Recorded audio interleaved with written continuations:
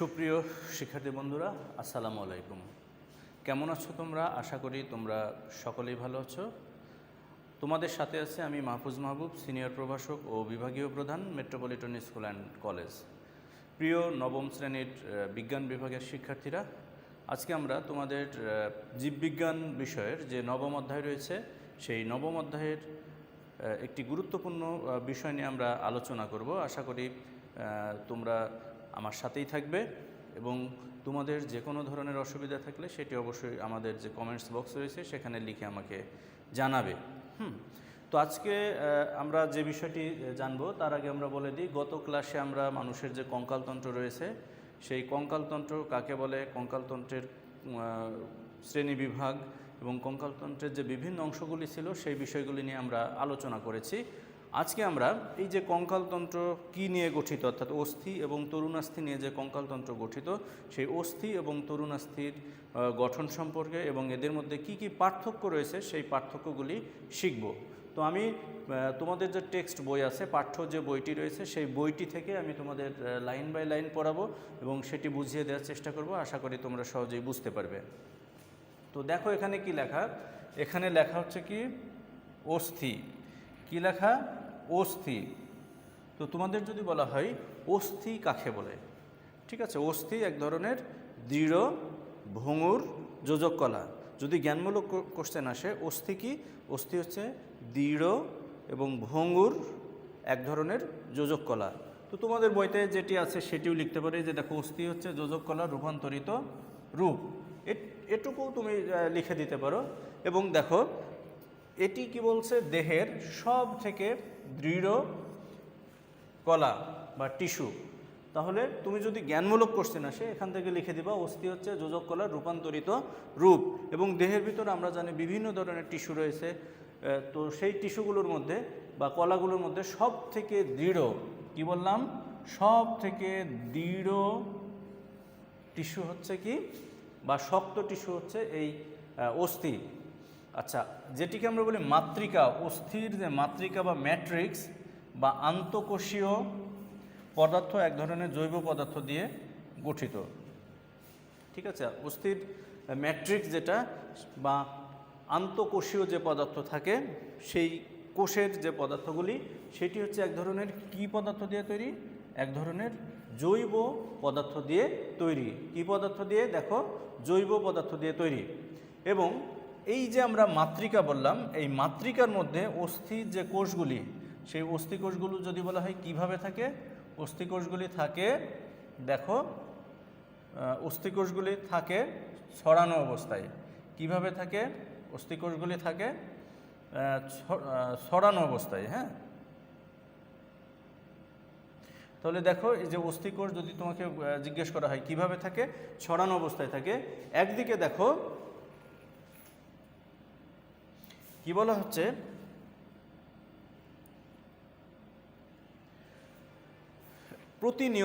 প্রতিনিয়ত কি হচ্ছে, পুরাতন যে অস্থিকোষ সেই পুরাতন অস্থিকোষগুলি কি হচ্ছে, ধ্বংস হয়ে যাচ্ছে, ক্ষয় হয়ে যাচ্ছে। এবং একই সাথে আবার নতুনভাবে অস্থিকোষ তৈরি হচ্ছে। কি বললাম?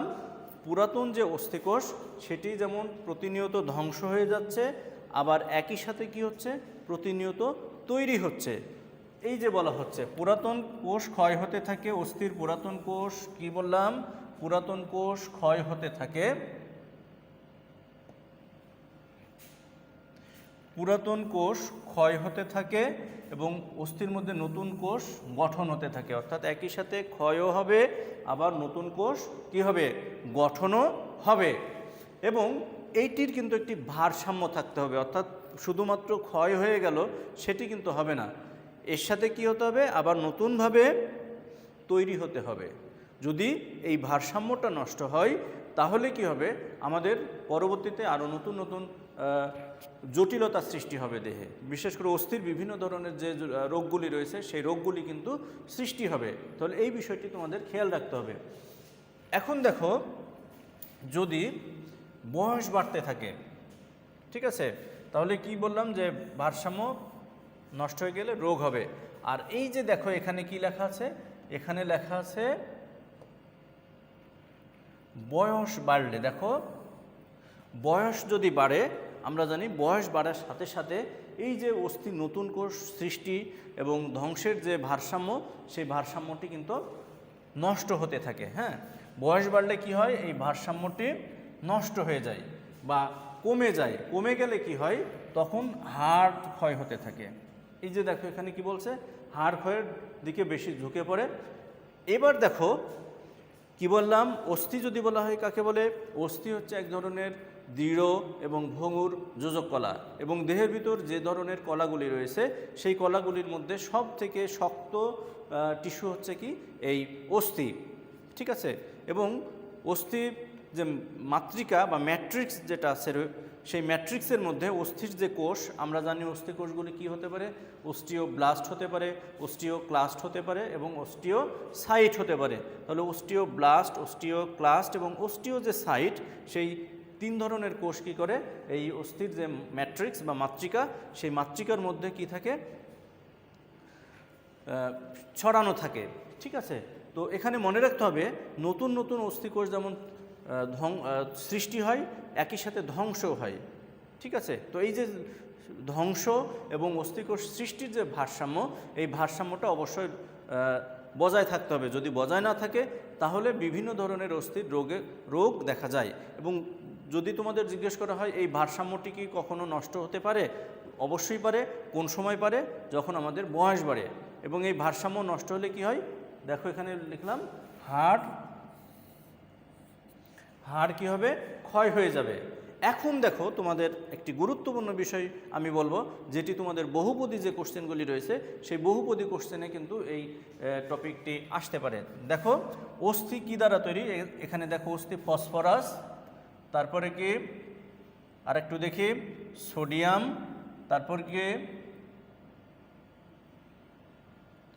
তারপরে পটাশিয়াম, তারপরে কি এবং ক্যালসিয়াম। এই চারটা নাম তোমরা একটু ভালো করে দেখো। অস্থি কি দিয়ে তৈরি? ফসফরাস, সোডিয়াম, পটাশিয়াম এবং ক্যালসিয়ামের বিভিন্ন যৌগ দিয়ে তৈরি। তো তোমাদের যদি জিজ্ঞেস করা হয় অস্থি কি দ্বারা তৈরি বা কোন কোন উপাদানের বিভিন্ন যৌগ, তাহলে বলতে হবে কি ফসফরাস, সোডিয়াম, পটাশিয়াম এবং ক্যালসিয়াম। তিনটা নাম তোমরা আমার সাথে বলো তো। আমি জানি তোমরা এখন বলবে ফসফরাস, সোডিয়াম, পটাশিয়াম এবং ক্যালসিয়াম। তাহলে এই উপাদানগুলি বিভিন্ন যৌগ দিয়ে তৈরি। আচ্ছা, এরপরে যে বিষয়টি তোমাদের খেয়াল রাখতে হবে, অস্থির ভিতরে কিন্তু পানি থাকে আমরা জানি। তাহলে পানি কতটুকু থাকে? দেখো অস্থির ভিতরে প্রায় 40 থেকে 50 ভাগ পানি থাকে। তোমাদের যদি বলা হয় অস্থির ভিতরে পানি থাকে কতটুকু, দেখো অস্থিতে প্রায় 40 থেকে 50 ভাগ পানি থাকে। তোমরা অবশ্যই এখনই খাতায় লিখে ফেলবে অস্থির ভিতরে কতটুকু পানি থাকে, 40 থেকে 50 ভাগ। আচ্ছা, এখন দেখো এই যে জীবিত অস্থিকোষ, আমাদের দেহের ভিতর যে জীবিত অস্থিকোষগুলি থাকে, সেই জীবিত অস্থিকোষের মধ্যে দেখো জীবিত যে অস্থিকোষ, সেই অস্থিকোষের মধ্যে দেখো 40% কি থাকে? জৈব। 40% কোন উপাদান থাকে? 40% থাকছে জৈব উপাদান। আর দেখো আর হচ্ছে 60% অজৈব পদার্থ থাকে। এখন তোমরা যে ভুলটি প্রায়ই করো, আমি যদি বলি, সেটি হচ্ছে এমসিকিউ পরীক্ষায় অনেক সময় এই কোশ্চেনটি দেওয়া থাকে, অস্থির জৈব পদার্থ শতকরা কত ভাগ, 40 না 60, 60 না 40, 40 না 60, এরকম কিন্তু তোমাদের ভিতরে একটা দ্বিধার বিষয় থাকে। তো তোমাদের আমি সুবিধার জন্য একটু বলে দিই। এখানে দেখো যে জৈব, এখানে জৈব বানানের মধ্যে মোট অক্ষর আছে কয়টা? 2টা। আর অজৈবর মধ্যে অক্ষর আছে কয়টা? দেখো 3টা। তাহলে জৈবর অক্ষর কয়টা? 2টা। তাহলে এখানে পরিমাণ কম থাকবে। আর অজৈবর যে অক্ষর কয়টা দেখো বেশি, তাহলে এটার পরিমাণও বেশি থাকবে। আশা করি তোমরা এখন এটি আর ভুল করবে না। তো দেখো অজৈবর যে উপাদান সেটি হচ্ছে 60%, আর জৈব যেটা সেটি হচ্ছে 40%। আচ্ছা, এখন দেখো আমরা সকলেই জানি, তারপরেও বিষয়টি আরেকটু আমরা এখন শিখে নিই। দেখো এখানে লেখা আছে অস্থি বৃদ্ধির জন্য ভিটামিন ডি। অস্থির বৃদ্ধির জন্য কি দরকার? অস্থির বৃদ্ধির জন্য দরকার ভিটামিন ডি। আমরা জানি ভিটামিন ডি কোথায় পাই? সূর্যের আলোতে, তাই না? তাহলে দেখো, অস্থির বৃদ্ধির জন্য দরকার ভিটামিন ডি এবং ক্যালসিয়াম। তোমাদের যদি জিজ্ঞেস করা হয় যে অস্থির বৃদ্ধির জন্য কি দরকার? ভিটামিন ডি এবং ক্যালসিয়াম। তাহলে কি করব আমরা? যে সকল খাবারগুলিতে এই যে কি বলে ভিটামিন ডি সমৃদ্ধ যে খাবারগুলি রয়েছে, তারপরে ক্যালসিয়াম সমৃদ্ধ যে খাবারগুলি রয়েছে, সেই খাবারগুলি আমরা বেশি বেশি খাবো। কেন বেশি বেশি খাবো? কারণ এগুলি যদি বেশি বেশি খাই তাহলে আমাদের অস্থি কি ভালো থাকবে। কথাটি মনে রাখবে, হ্যাঁ? আচ্ছা, এরপরে দেখি আমরা যদি এই খাবারগুলি অর্থাৎ ভিটামিন ডি এবং ক্যালসিয়াম সমৃদ্ধ খাবারগুলি যদি না খাই তাহলে কি হবে? দেখো, আমরা আর একটু দেখে নিই। দেখো কি হচ্ছে, এই খাবারগুলি যদি আমরা না খাই তাহলে অস্থির স্বাভাবিক বৃদ্ধি ব্যাহত হবে। অর্থাৎ অস্থির স্বাভাবিক যে বৃদ্ধি হওয়ার কথা, অস্থির যে গঠনটা যত ভালো হওয়ার কথা, সুগঠিত হওয়ার কথা, সেগুলি কিন্তু হবে না। তাহলে আমাদের কি করতে হবে? ভিটামিন ডি এবং ক্যালসিয়াম সমৃদ্ধ যে খাবারগুলি রয়েছে সেই খাবারগুলি বেশি বেশি খেতে হবে। চলো আমরা আর একটু বিষয় জেনে নিই।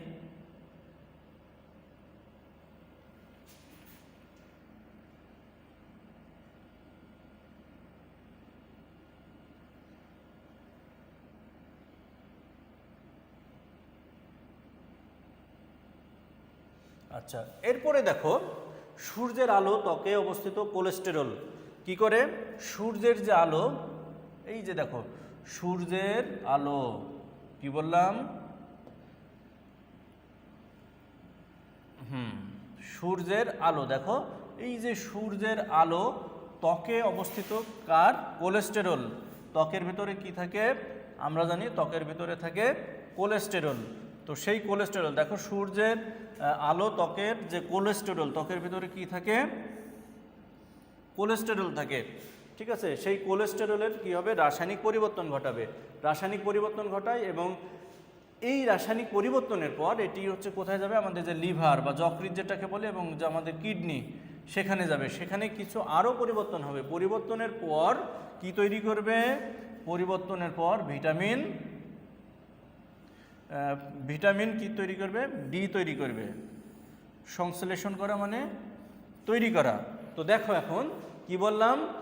সূর্যের আলো ত্বকে অবস্থিত কোলেস্টেরলের রাসায়নিক পরিবর্তন ঘটাবে এবং এই পরিবর্তিত হয়ে যেগুলি লিভার এবং যে আমাদের কিডনি রয়েছে সেখানে গিয়ে আরও কিছু পরিবর্তন হবে এবং সব শেষে কী করবে? ভিটামিন ডি তৈরি করবে।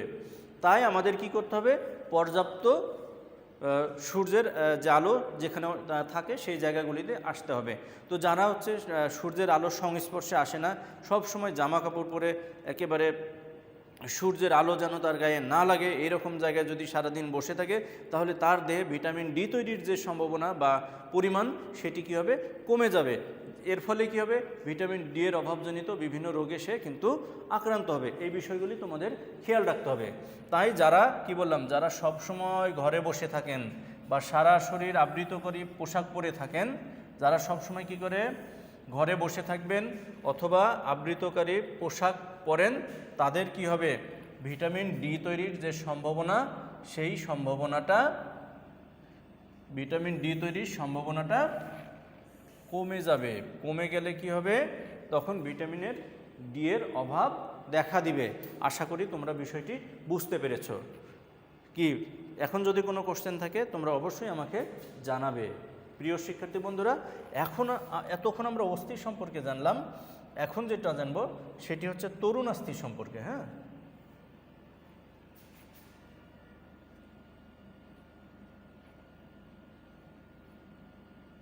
আচ্ছা, এখন চলো একটু তরুণাস্থি সম্পর্কে জেনে নিই। এখন আমরা কি জানবো? তরুণাস্থি সম্পর্কে। তো আমরা একটু আগেই বললাম অস্থি কিন্তু ছিল দৃঢ় এবং অনেক শক্ত, কিন্তু তরুণাস্থির ক্ষেত্রে আমরা কি বলবো? তরুণাস্থি কিন্তু এত বেশি শক্ত না। দেখো, তরুণাস্থি কিন্তু অস্থির মতো শক্ত নয়, এগুলো অপেক্ষাকৃত নরম। এগুলো হচ্ছে কি? নরম। তরুণাস্থি হচ্ছে কি? নরম এবং স্থিতিস্থাপক। তাহলে অস্থি ছিল কি শক্ত এবং দৃঢ় এবং ভঙ্গুর যোজক কলা, আর তরুণাস্থি হচ্ছে কি নরম এবং স্থিতিস্থাপক যোজক কলা, অর্থাৎ অস্থি সংকোচন প্রসারণে কিন্তু সক্ষম। অস্থিও যোজক কলা, তরুণাস্থিও যোজক কলা। তো এটি হচ্ছে যোজক কলার ভিন্ন রূপ। ঠিক আছে, আর কি বললাম, কোষগুলো একক বা জোড়ায় জোড়ায় খুব ঘনভাবে স্থিতিস্থাপক মাতৃকাতে বিস্তৃত থাকে। তো এবার দেখো এখানে কি বলা হয়েছে যে তরুণাস্থি থেকে কি উৎপন্ন হয়। দেখো তরুণাস্থি থেকে, দেখো তরুণাস্থি কোষগুলো থেকে এই যে এই শব্দটা কন্ড্রিন নামক এক ধরনের শক্ত, তরুণাস্থি কোষগুলো থেকে কন্ড্রিন নামক এক ধরনের শক্ত ঈষদচ্ছ বস্তু, রাসায়নিক বস্তু বের হয়। তাহলে তরুণাস্থির যে কোষগুলি রয়েছে সেই কোষগুলো থেকে কি বের হয়, কি বের হয় আমি জানি তোমরা সকলেই বলতে পারবে, কি বের হয়, কন্ড্রিন। তরুণাস্থির যে কোষগুলো রয়েছে সেই কোষগুলো থেকে কি বের হয়, কন্ড্রিন বের হয়। এবং কি বলা হচ্ছে, মাতৃকা কন্ড্রিন দিয়ে গঠিত। মাতৃকা তরুণাস্থির যে ম্যাট্রিক্স, ঠিক আছে, সেই ম্যাট্রিক্স হচ্ছে কন্ড্রিন দিয়ে গঠিত। এবং এর বর্ণটা এই যে এটি তোমরা খুব ভালো করে পড়বে, কারণ বোর্ড পরীক্ষায় এই কোশ্চেনটি মাঝে মধ্যেই কিন্তু আসে। তাহলে কি এখানে যে এর বর্ণ হালকা নীল, যদি বলা হয় এই কন্ড্রিনের রংটা কেমন, তাহলে বলতে হবে হালকা নীল। পরীক্ষায় কিন্তু নীলও থাকে আবার হালকা নীলও থাকে, তোমাদের অবশ্যই হালকা নীল এই বিষয়টি মাথায় রাখতে হবে। আচ্ছা, জীবিত অবস্থায় তরুণাস্থি কোষের প্রোটোপ্লাজম খুব স্বচ্ছ।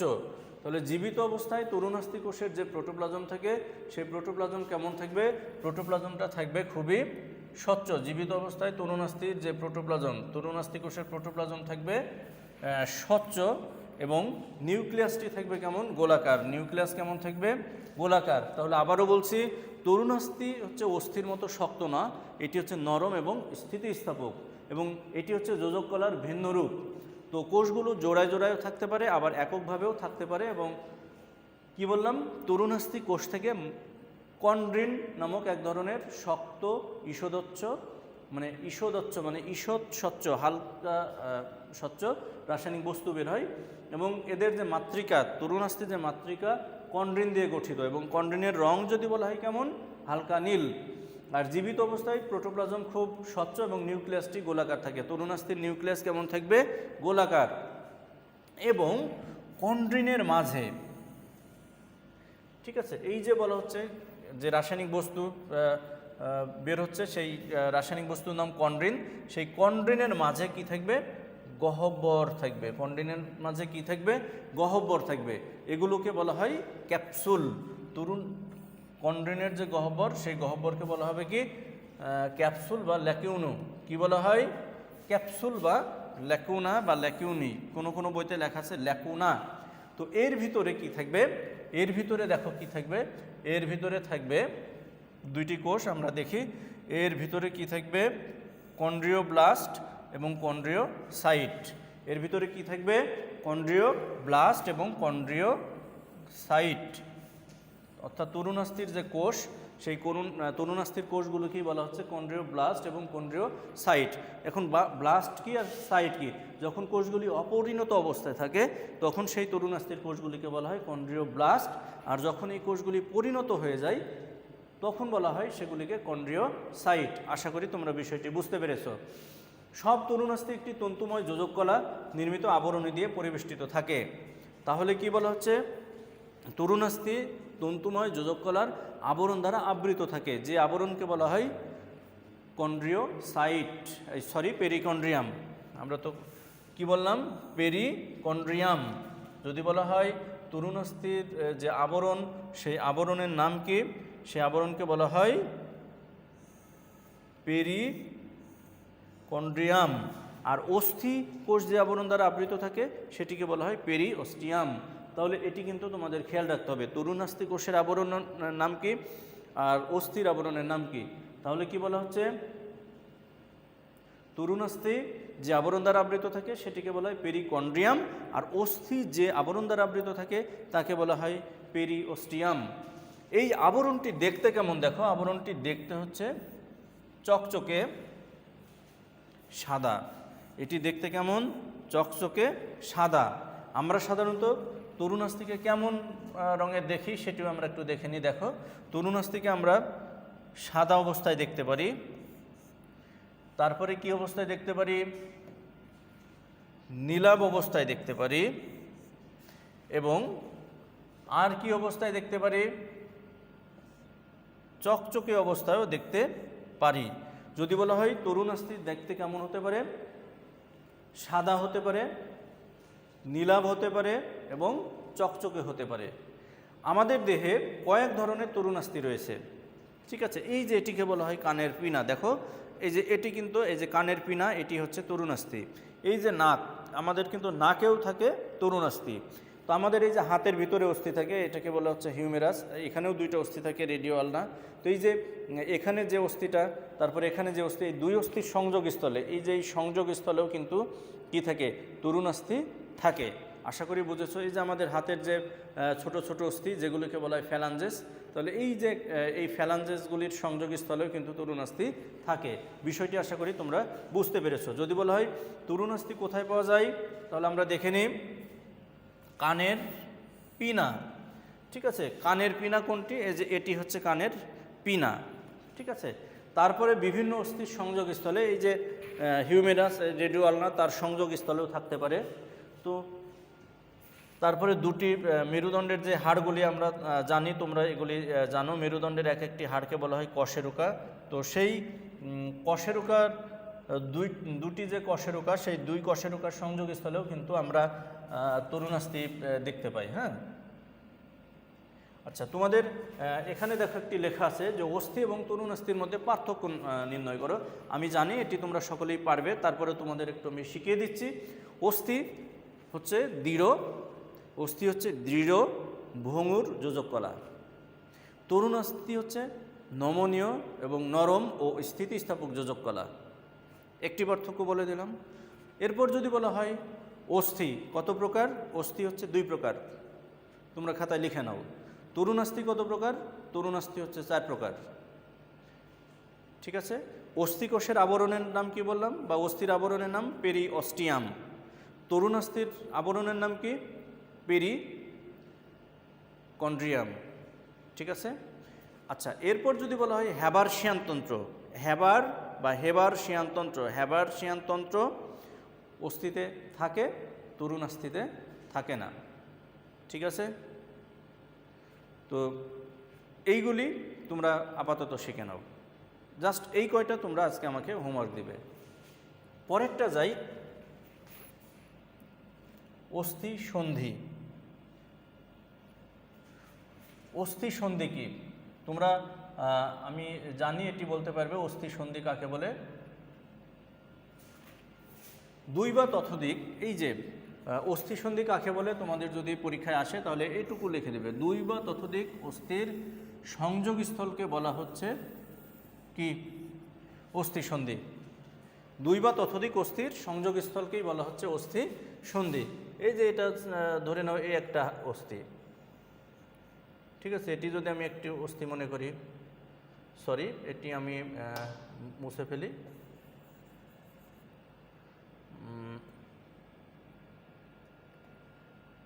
আমি তোমাদের দেখাই।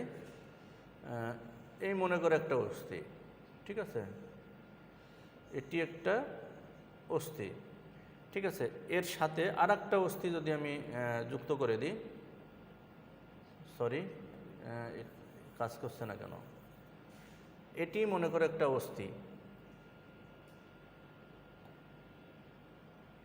এটি একটি যদি অস্থি হয়, ঠিক আছে, তাহলে এখানে যদি আর একটা অস্থি আমি লাগিয়ে দিই, তাহলে এই যে এই জায়গাটাই হচ্ছে জয়েন্ট বা অস্থি সন্ধি। তাহলে এই একটা অস্থি কি দেখো, এই একটা অস্থি, এই একটা অস্থি, তাহলে দুটো অস্থির সংযোগস্থল কি বলবো আমরা? কি? অস্থি সন্ধি। তাহলে দুই বা ততোধিক অস্থির সংযোগস্থলকেই বলা হচ্ছে কি? অস্থি সন্ধি।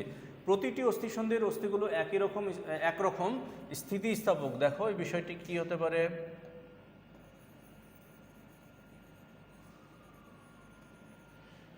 তাহলে কি বলা হচ্ছে, প্রতিটি অস্থিসন্ধি কেমন স্থিতিস্থাপক।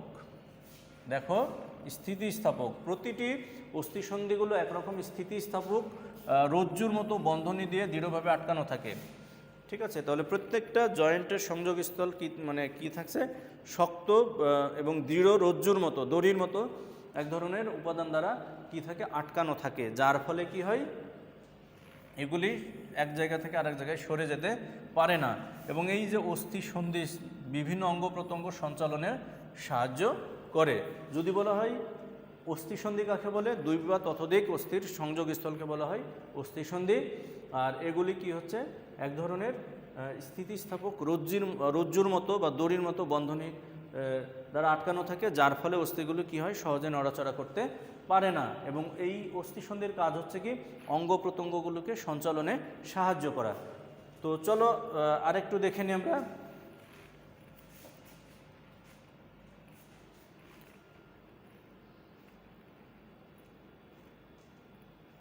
আমরা যে অস্থিসন্ধির কথা বললাম সেটা একটু চলো দেখে নিই। আমাদের শরীরের সব অস্থিসন্ধি কিন্তু একরকম না। আমাদের শরীরের সকল অস্থিসন্ধি কিন্তু একরকম না। কিছু আছে যেমন একেবারেই অনড়। দেখো কি বললাম, কিছু অস্থিসন্ধি আছে একেবারে অনড়। যেমন কোথায় হতে পারে, একেবারেই অনড়, মোটেও নড়াচড়া করে না। ঠিক আছে, যেমন আমাদের মাথার যে খুলি, এই যে দেখছো না, এই মাথার খুলির মধ্যে এক ধরনের অস্থিসন্ধি থাকে যেগুলিকে বলা হয় সূচার।